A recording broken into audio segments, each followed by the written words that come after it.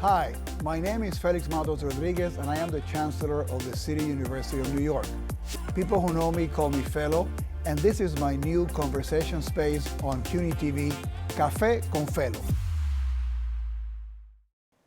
Welcome to another episode of Café Con Felo, where we meet the minds shaping the future of CUNY and beyond. Today's guest is someone whose stories embodies the power of education, the spirit of discovery, and the importance of giving back. Dr. Eugene Mananga is a professor of physics at Bronx Community College and the CUNY Graduate Center. He's an acclaimed researcher in nuclear magnetic resonance and sustainability, and just last fall, he was honored by the White House with the Presidential Award for Excellence in STEM Mentoring. Originally from Cameroon, Dr. Mananga's path has taken him from classrooms in Central Africa to postdoctoral work at Harvard to leading-edge research across the U.S., always with the mission of supporting students, especially those who, like him, come from underrepresented backgrounds. Please join me in welcoming Dr. Eugene Mananga. It is an honor to have you here today in the show. I mentioned to you that we always begin with a coffee question, and you said that you drink a little bit of coffee. Thank you, Chancellor. Yes, I drink coffee partially, but my favorite is tea. Tea, okay. My morning is always start with tea. Okay. And then medication. And they save the coffee for Fridays, right? Yes, coffee is mainly for Friday. The best thing for Fridays. To end my week. But let's begin giving a sense to the audience about a little bit of your personal journey, right? About you grew up in Cameroon and then came to New York. Can you tell us a little bit about your upbringing in Cameroon and how do you get attracted to science and then how you ended up here in New York? Thank you very much, Chancellor. Actually, let me explain you a little bit about my family background. I was born in a family of 8 children, and I'm the youngest child of 8 children and the first to graduate from high school and college. And my both parents did not have very high education, but they instilled on all the children, including myself, that education was the only way to go forward. So basically, I was very, very well mentored by my late father, Maurice, and my mom. They support me, and they told me that the education is a way of freedom. With a good education, all paths will be open to me today. So when I graduated from Cameroon with a degree in first in high school, it was a little difficult for me to select a major at university because I perform more highly in mathematics compared to any other topics. Actually, I received the highest score in mathematics to complete my high school education. But arriving at the university, because it was a third world country, basically we tried to follow more, let us say, stars. And I did not find scholar mathematician very exciting, like we have scholar in physics, mainly Isaac Newton, Albert Einstein. And then I decided to register in physics. But my initial line was mathematics, because I did not see any equivalent of Isaac Newton or Albert Einstein in terms of famous, and all students were following that path. And this is how I end up in physics. Well, we're going to get phone calls from the mathematicians, sort of being, but we'll deal with them. And then you came to New York. Yes. Did you come to New York because you wanted to pursue your education, or was there another reason why you came to New York? Actually, the way it worked is that after I complete my first master in Cameroon, I received a civil scholarship to travel, to go for higher education in nuclear physics in France. Actually, I was accepted at the University of Paris and other prestigious institutions. And then I came to the United States to visit my brother. And this is how I have the opportunity to visit City College of New York. And then when I was visiting, I was not speaking any English at all because French is my first language. Yes. And then while visiting City College, it was the former chair, Joel Gostin. He saw me looking to the board and then looking to all those great professors. I was so excited. And he called me to his office. He said, "What are you doing here?" I say, "Me, no English, only French. He said, doesn't matter. And this is how he encouraged me to apply. Right. And then when I applied, fortunately, I was accepted to the PhD program. And it was one of the greatest opportunity that I have because the program was very international. I was only African, but most of my classmates was leading the most brilliant student from China and Japan.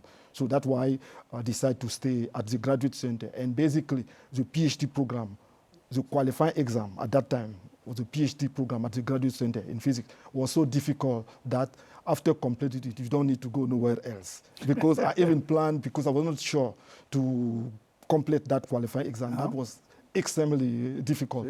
So I applied to several institutions and I was accepted to most of them.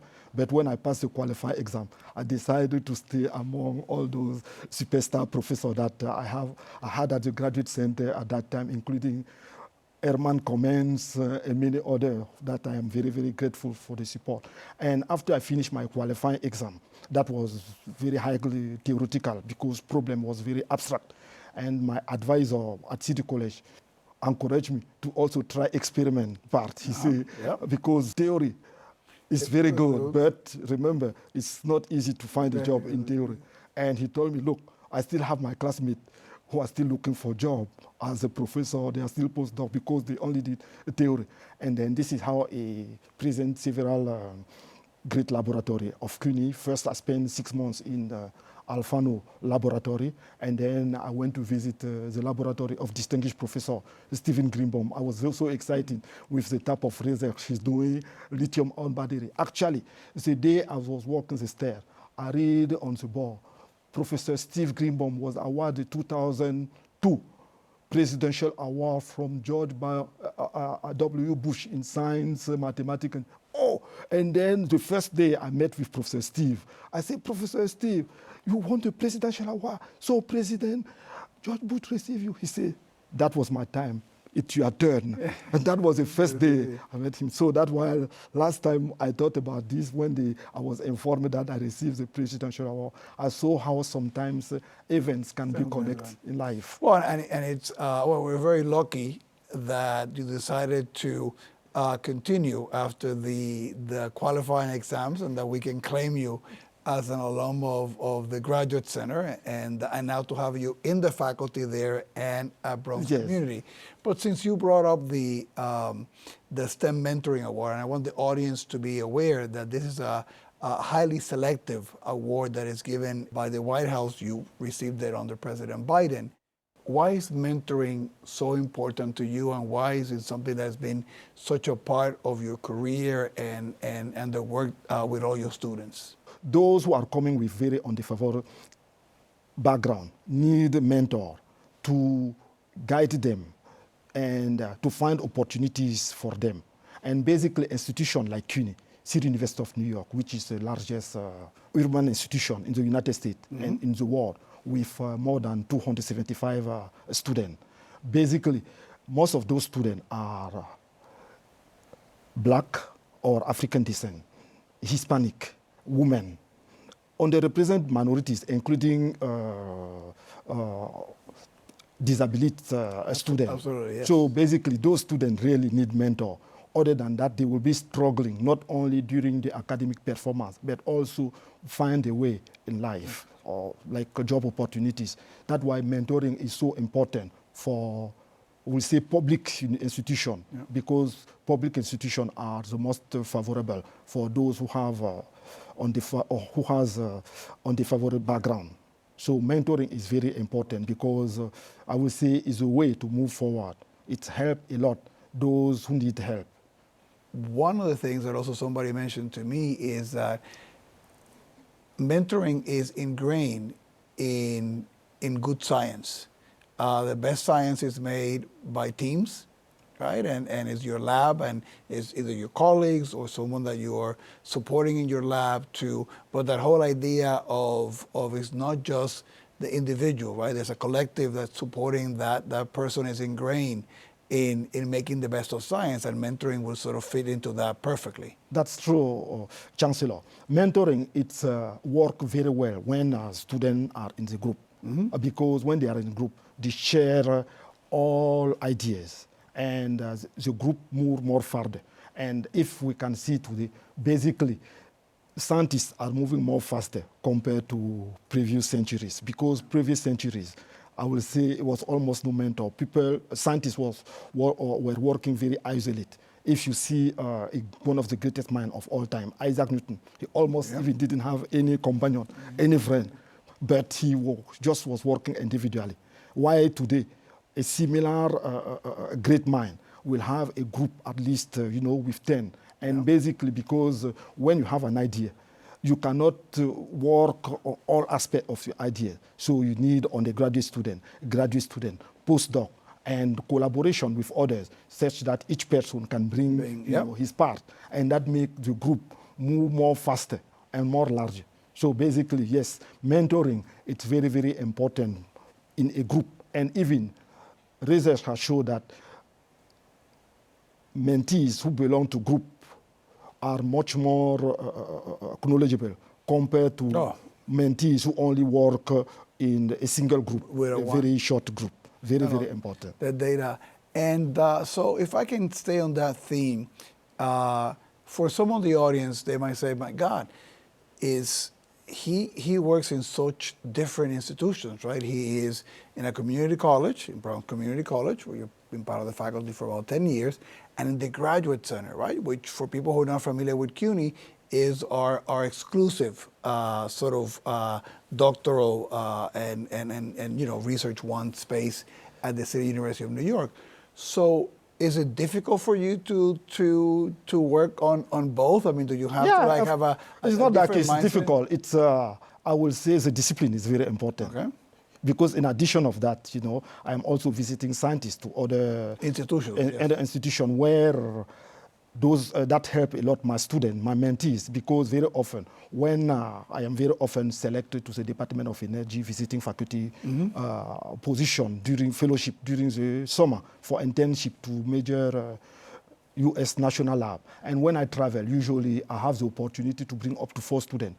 And the CUNY student benefit. Students from the Graduate Center and also from BCC. Okay. They benefit, and when I bring them, for example, to the national lab, such as Brookhaven National Lab, they don't only work with me, but encourage them to interact with also other scientists, make connection, because after, leaving me, they can still collaborate with other scientists. This is also how they can receive recommendations coming from national lab. They can receive other additional internship, even jobs, opportunities, and that will help a lot my students. So working at different institutions is very, very helpful, because that doesn't benefit only me, but it also benefit my students. Absolutely. My doctorate student, my undergraduate student as well. Yeah. So that is very, very important, because compared to, let us say, faculty who is only narrow at one institution, he won't have all those opportunities even for his student. So it's not only for me, but it's even more beneficial, because very often I bring my student, like from BCC, they are very surprised, and I say, okay, look, this is what they are doing to the top top laboratory in the world. So you are able to see that in direct. You are able to, interact with scientists. So be familiar, because the future belongs to you. If you were talking now to a student from an underrepresented group, women, students sometimes that come from poorer backgrounds, who at times will say, no, I'm not good in math. No, science is not my thing, right? And they self-select out from opportunities in those fields.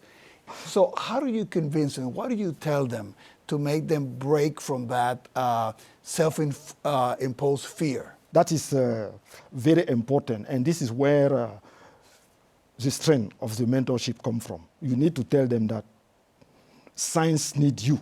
Science needs everyone. Science is not a selective field. It's for everybody. So either you are good or you are bad. Each person will always have an input in science, because I know you try to fear science because you say you will be making a lot of failure or you will be making a lot of mistakes. But science is built on failures, on errors. So failure is not, let us say, is not a setback. It's a process of success. Because if you don't fail, you don't learn anything. Even Albert Einstein said that someone who never made a mistake will never try anything new. So science is a way to attract, is a field that attracts all kind of mind, because each person had its contribution in science. So I will encourage them, to be involved, because science is waiting on them. The future of tomorrow will depend on you, because there are so many questions still unanswered in science that need your input. Give a sense to the audience about, either the research that you're doing now or your main areas of research and contribution. What is, in lay terms for the audience, what is it that you're doing? Thank you, Chancellor. And where do you see that connecting with either benefiting science or society overall? Actually, my main area of field is solid-state nuclear magnetic resonance. It's a branch of nuclear magnetic resonance that is split in two parts, the solid-state nuclear magnetic resonance and the liquid state. And today it finds more overlapping with all area of science, including chemistry, biology, material science. Then we will reach the 1,000 of nuclear magnetic resonance, which is called MRI, well known by everybody. Yes. But MRI is nothing else than the nuclear magnetic resonance, but in imaging side, because they include a gradient to be able to picture each area of the object. So basically, in solid-state nuclear magnetic resonance, my main contribution in improving high resolution, basically, I develop theories or I improve theory that already exists by, bringing a lot of applied mathematics information and try to connect them to be able to understand and explain how nuclear or solid-state nuclear magnetic experiment work. And that play a major role. And more lately, I have been very involved in computational chemistry, applying the density functional theory to be able, to explain the mechanical simulation of, for example, a chemical reaction. So basically, I have two major areas currently running in my research, but my main one is solid-state nuclear magnetic resonance. Basically, it's the continuity of my PhD work with distinguished Professor Stephen Greenbaum, where basically I use a solid-state NMR to understand a high pressure in material system. And that is very important to understand, for example, structure of material as well as the dynamic of material. And this is very beneficial for electrochemical devices like batteries, fuel cells, and so forth. Exactly. All those things, very, very important and very serious, right? I also want to give our audience a little bit of a sense of another side of you. And I understand that even though you're an objective man of science, when it comes to soccer and to football, you might not be as objective, that you are extremely passionate as a fan. Can you talk a little bit about that for the audience? Sure, Chancellor. Actually, I was born in Cameroon, like I said earlier, and the main sport in Cameroon is soccer. Yeah. Basically, it's the main sport for most of the third world or undeveloped country, because it doesn't require a lot of infrastructure, just the ball. And then when you're born, the first thing is to put, the ball. Basically, it was like it's like a tradition in Cameroon. And I was very lucky, on my young age to see Cameroon for the first time lead the African team to the quarterfinal of the World Cup in 1990 and beating one of the greatest soccer players of all time, Diego Maradona. So basically, I can say that I cried that day because that was far beyond any expectation. And that was very exciting. Yes, Cameroon. There was also people crying in Argentina. For a different reason. Yes, it was because it was not only winning the game, and actually that was the first game of the World Cup in Italy. Basically, Maradona just won the previous World Cup, being the best player, as we all know, of all time. And now see the small Cameroon coming from nowhere, being challenged the greatest. That was amazing. And that was a great excitement. And since that time, usually the whole Africa country used to have only 2 teams in the World Cup. And then since that time, the FIFA include now 5 teams from Africa, at least 5 to 6 teams in the World Cup. And yes, soccer, I am very passionate about soccer. Actually, I played soccer a lot in high school, just that my parents did not want me to follow that path. And good for them, because if not, we wouldn't be here talking today with all the great work that you've done in physics. So we're going to take a short break, but when we come back, Dr. Mananga will take questions from some of our curious young minds, including some students at Bronx Community College. So please stay with us. Welcome back to Café Con Felo. Our conversation with Dr. Eugene Mananga has reminded us how powerful science and education can be, but it is also about who we pass the torch to. Now it's time to hear from that next generation. Some of our most curious young minds have questions for Dr. Mananga, and we cannot wait to hear his answers. The first question is from Flora. I'm Flora Lenahan, and I'm a recent CUNY grad. I'm wondering, how do you navigate failure in science, and how do you maintain your vision and perseverance when things don't work out? Could you please share a moment of when things didn't go as planned, but ultimately led to a valuable lesson? As a recent graduate embarking on my career path, I'd appreciate learning from your experiences. What a great question. Thank you very much, Flora. People see failure as a setback, but no, failure is not a setback. It's the way to move forward. It's part of the process. It's almost impossible to find any great success in life who never failed, who never had any failure. We can start even with Thomas Edison. We know he tried more than nearly 1,000, and then he failed. But if you ask him, that was not a fail. That was just way, I can say, those experiments just didn't work. And then he did not stop, because many people, when they fail, they stop. And they will never go far. So we are, each student, each mentee, all of us, we need to persist with failure, because we need to consider the failure as, I can say, a foundation of success. Because the difference between failure and success is nothing else. It's just that the difference is patience. Yep. Because when you fail and you are not patient, you are out. And when you fail and you are patient, you will end up with success. Yep. So failure is very, very important for even all kind of society, all kind of person. We must embrace the failure. And science develop based on failure. Yes. You need to fail somewhere.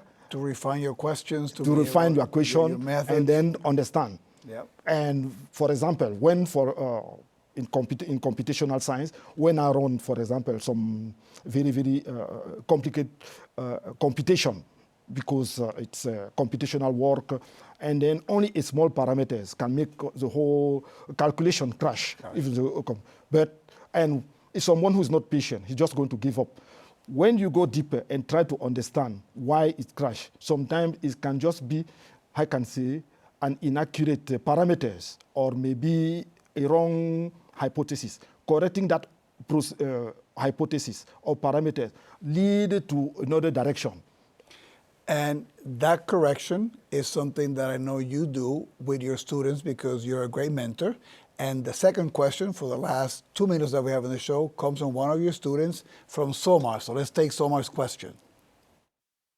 Hello, my name is Somar Kewaru. I'm a nuclear medicine technology major, and I have a question for Dr. Mananga. Which area of physics are you most excited about today, and why? Thank you, Somar. Actually, physics is a very broad field. The most outstanding field, area of physics today, I would say it's computational information science with quantum computing, quantum science. Why? Because quantum information with quantum computing will, I can say, outperform calculation that are today untractable by the most powerful super classical computer that we can have. There are also many exciting areas of physics. We cannot even enumerate them. For example, we have astrophysics, cosmology, with the origin of the universe. That is very exciting. Black hole, dark matter, supernova. Those are very, very exciting field. Even condensed matter physics with the topological material, very exciting.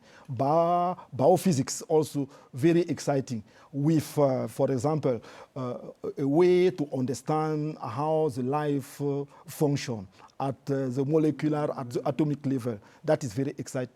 You cannot even select, just say one area is more exciting. All of them basically are converging. And with the merge of artificial intelligence. That's going to be a game changer. A game changer. And if you can combine quantum computing and artificial intelligence, I think we may not even be living on the earth if both can merge together later on. They are so exciting field, but I am very lucky, to have selected the field of physics. And because the field of physics put me at the center of all other areas of science. So, and you were able to combine some of your own mathematical interests and background in that work too. Exactly. But unfortunately, the way I look is that why all departments in all other areas are expanding, increasing, like chemistry department, most of the institutions are increasing. Physics department are becoming more and more shorter. Why? I think it's because it's the interacting nature of physics, because physics it's applied in nearly all areas. You're going to see physics very involved in biology, physics very involved in chemistry, physics very involved in applied mathematics, even in consciousness. Physics is very involved with quantum mechanics. So basically, physics is just, I will say, one of the marvelous field that God has give us.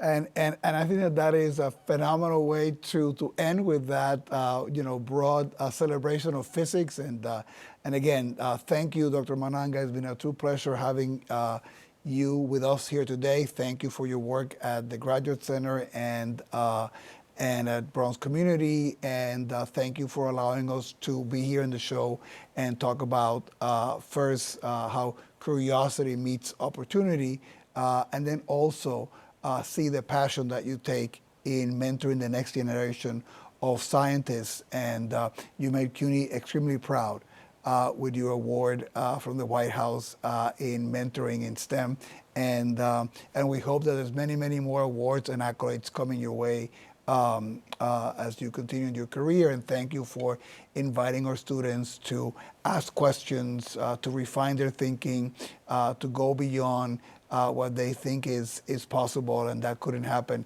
without great faculty and great mentors like you. So it's an honor to have you here in the show, and hopefully we can have you back in the future. And to all of you who are back home, thank you for watching Café Con Felo. Until the next time, keep learning, keep dreaming, and keep moving forward. Saludos.